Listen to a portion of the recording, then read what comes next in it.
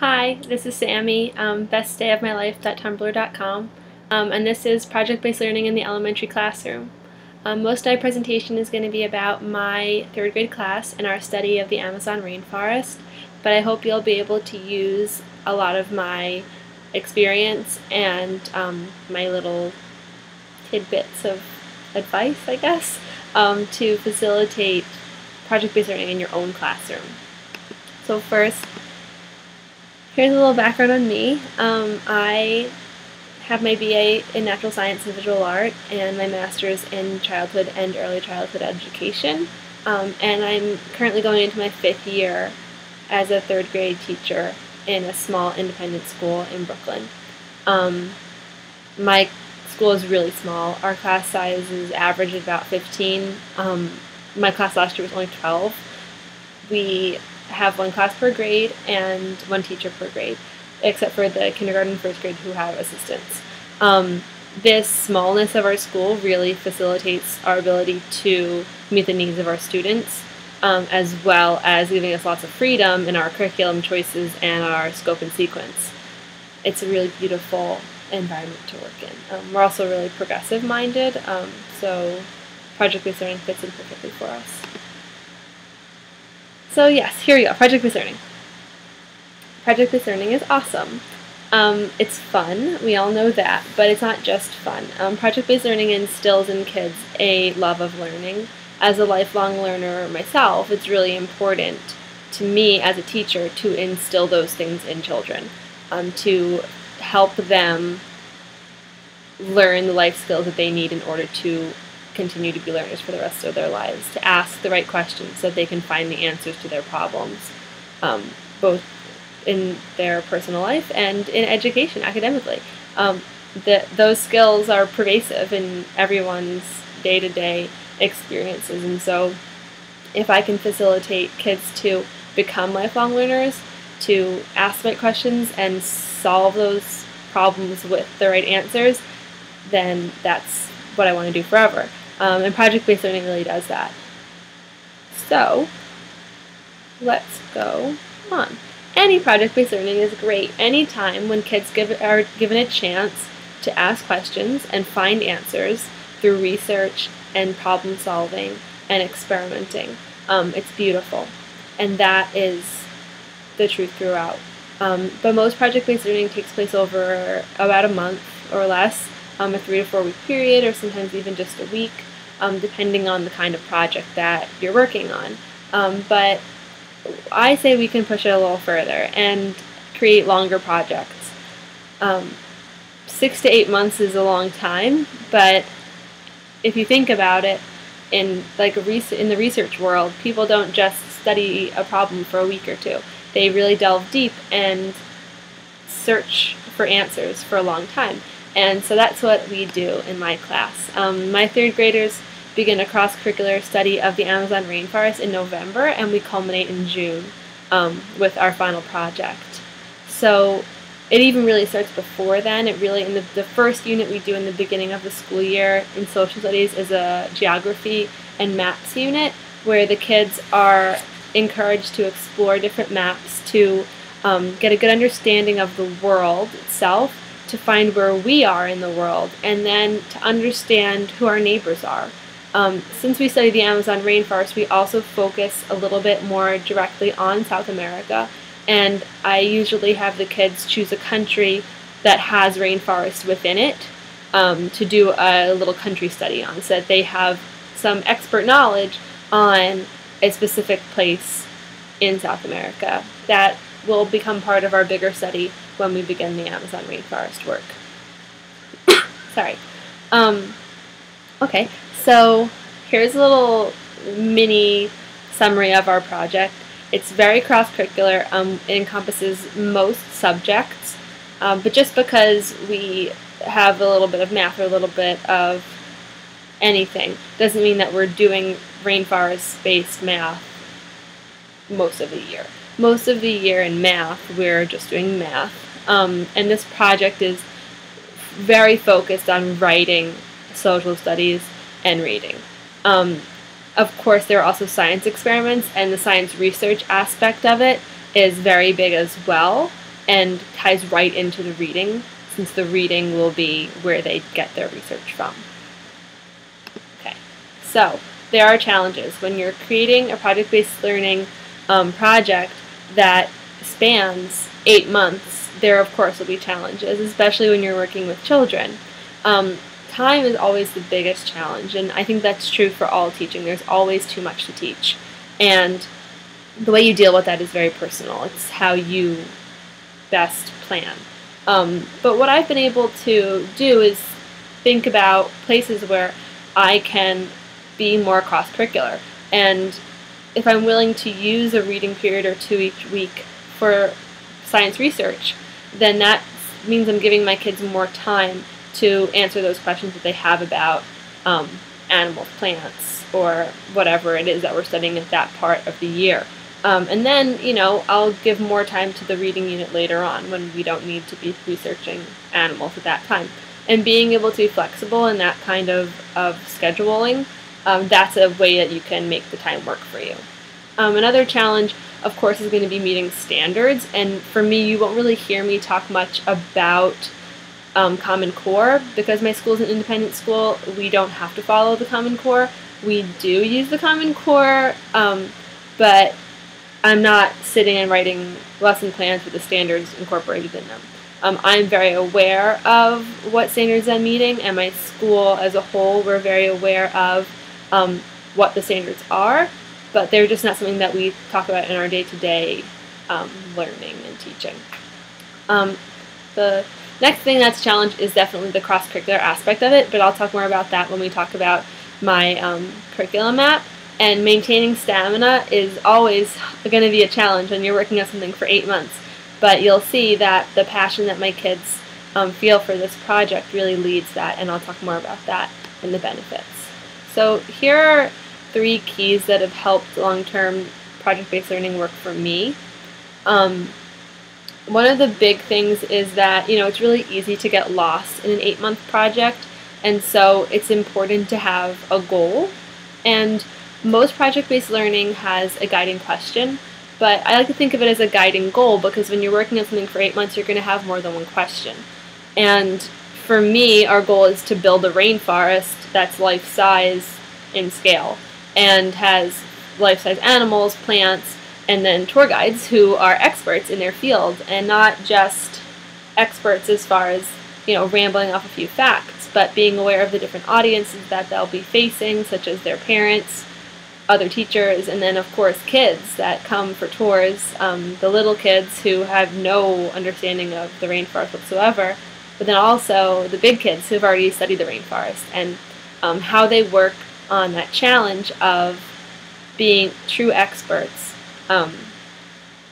Really the way that they do it is every question we ask gets them closer to that goal, and so having the guiding goal really helps us, but having the small projects and the many questions helps keep things interesting, and that way we don't lose our stamina and our focus, and that touches on that. And so that brings me to the many mini projects. You'll see when you look at my curriculum map that there's always like a bunch of different things that we're doing at once. Sometimes we'll have like a science project, and we'll have reading work that we're doing, and then we'll have a writing project, and the kids their hands are really in it, and they are able to, like, you know, make their own choices about timing and planning, and also like what they want to work on and what topics they want to focus most on. So their passion becomes the drive of this whole project. And then when I talk about the cross-curricular stuff and how meaningful it has to be, you have to be really behind it yourself as the teacher, because your passion equals their passion. If I didn't care about this project, about the rainforest, then my kids also wouldn't care about it. And that's just the way it is with everything. The other thing to think about is just the idea of circular thinking, and you know, always getting back to the big goal. And then, like everyone says in project-based learning, to begin with the end in mind. All of the things that you are working on are going to be things that affect the end of your project, that create your goal. And so if you're asking questions that aren't leading to your goal, then they're not the right questions. So that's a good way of testing if your projects make sense. So here are, the amazing benefits of project-based learning. So like I've already said, the passion that my kids have for this work has been amazing every single time I've ever done this study. The year-long aspect of it and the fact that we all have to work together is very unifying for third graders.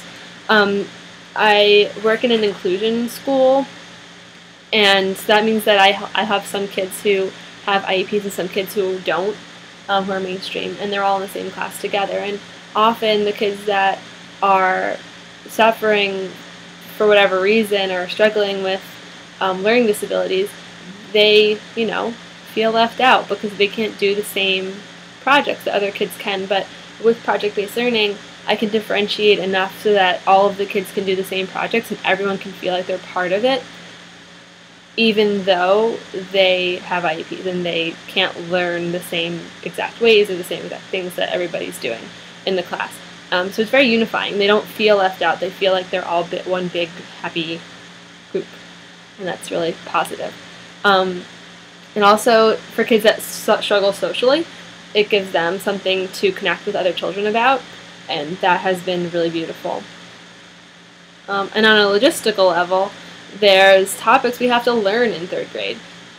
So often, the rainforest will guide what we write about. So, like, I have to teach them to write expository paragraphs, and I could have them write comparison paragraphs about anything. But the fact that I can say, okay, now that we've done all this research, let's write an expository comparison paragraph comparing two animals that live in the rainforest, they're super behind that. They want to do that work, and that's really empowering for them, and it's really positive for our classroom, and it's easier for me. They're happy to do the work as opposed to it being a struggle. Okay, so that's a lot of the benefits. And here's some pictures of my extremely unified class and what our classroom looks like near the end of the year. So here's where to start. For you, if you want to create a project-based learning project that spans 6 months or longer for your class, these are kind of the steps that I feel like you could take in order to make that work for you. And really the most important thing about it is to choose a topic that you're passionate about yourself. I can't say enough times how connected a teacher's passion for something is to their students' passion. If you love it, they'll love it, no matter how old they are. I think that that's true no matter what. And all the other things are extremely important as well for planning purposes, but if you don't choose something that you can really get behind, and if you don't then come up with an achievable, culminating project that you really want to achieve, then it's not going to be successful. So those first two things, thinking of those first two things, the topic and then the achievable goal, those are like the keys to being able to get this project going. Then, when you make your list of questions you want to answer, you work on answering those questions yourself, and this is all for planning purposes because, of course, your class will come up with their own questions. The kids will want to ask certain things about whatever the study is. But you need to make those plans for yourself so that you can prepare resources and you can prepare your curriculum map so that you can figure out where you're going to make this study work for yourself and your class. So as an example, I just broke up my project, my study, into this little format. So my topic is Amazon rainforest, and my culminating project you guys all know about. It's to create the Rainforest Museum with scale rainforest animals and plants, and the students are my expert tour guides. So below that you'll see a list of questions. Those are really just a smattering of questions. The kids always come up with tons of questions, and we start the study like that, so the kids can make a list of all the questions they have, all the things they think they know, and then we post that in the classroom so that the kids can go and they can be like checking things off because they know that we've covered that. We've found out the answers to those questions, and that's adding to our expertise. Next is a list of references. This is really a very sparse list. I have a much longer list that I obviously couldn't fit on this slide, and really it's just for an example, so it doesn't matter. But what you really want to have when you're thinking of your references is you want to have a good selection of different kinds of books. So you want to have reference books, of course, and having a good reference book that you can reference but that's also appropriately written for your class is really useful. You can always Google things, but if you have like for me it's Nature's Green Umbrella, that book has almost everything I need to know in it. Anything the kids ask, it's usually in that book. And being able to hand them that book as opposed to having to Google it with them and search for something that's actually written in appropriate language, it makes your life easier as a teacher. Picture books are great for introducing new topics or for firming up topics that need a little bit more support. I use these 4 books throughout the study to introduce different parts of the study. Oops, I'm sorry. Okay, then trade books for me. I need trade books about specific animals, books the kids do scientific animal research, and these are the things that they need to be able to find out by themselves. So these books are written in a language that's readable to my class. It's also really important if you have a different basis of learners to have books that are different levels. So I have some kids that read on much below grade level, and I need to have books that they can also read so that they feel like they're part of the group and so that they can complete the projects in their own way. Finally, videos. You want to have multimedia, obviously, for it's 2014. Take advantage of the internet and show your kids videos. These are just 3 videos that I like to have the kids watch as a group, but I also have the kids use BrainPop and other websites to watch videos on their own so that they can pause and take notes or rewatch certain parts if they missed something. And that's really been useful for their research. Now, finally is my curriculum map, and this is just 1 page of it.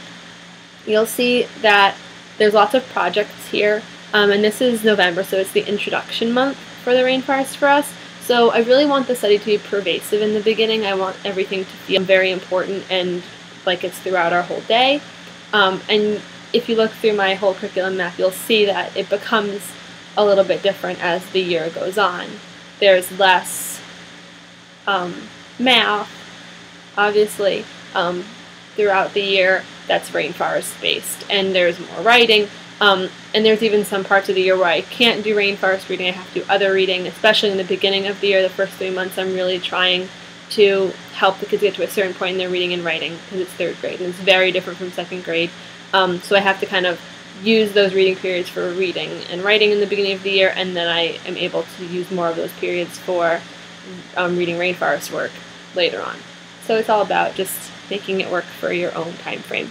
And you can check out my whole curriculum map on the Google Docs. So what's next? Check out my reference materials. You'll see a lot of different things. I have some different, I can't think of words. There's some examples of the outlines that I use for some of our nonfiction writing projects and fiction writing projects. There's also some graphic organizers that I use for research, as well as a couple of lists of resources for teachers or for students. And you'll see all of that in my Google folder. And if you want to send me questions, you can at bestdayofmylife@tumblr.com, and you can come to my Google Hangout, which is going to be later on in the week, hopefully, and I'll announce that date at some point soon. Well, I hope that this was useful for you, and I hope that you want to do project-based learning in your classroom. And if you have any questions about it, I'm super excited and happy to answer those questions. And good luck. Thanks for watching.